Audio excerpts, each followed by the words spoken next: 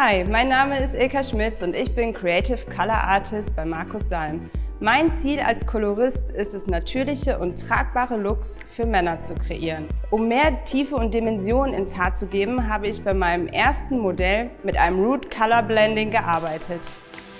Die perfekte Wahl hierfür ist die neue Igora Vibrance Cools Nuance 623 für einen rauchigen und kühlen Effekt. Mir war es wichtig, einen weichen Übergang zu den helleren Längen und Spitzen zu erarbeiten, um einen harmonischen, kompletten Look zu erarbeiten.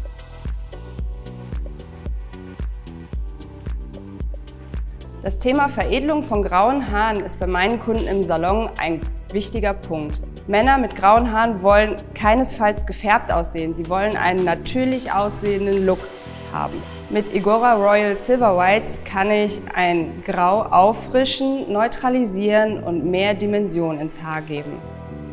Für das Grey Blending im zweiten Look habe ich mit zwei unterschiedlichen Igora Royal Silver Whites Nuancen gearbeitet. Insgesamt gibt es 4 Nuancen, die alle perfekt untereinander gemischt werden können.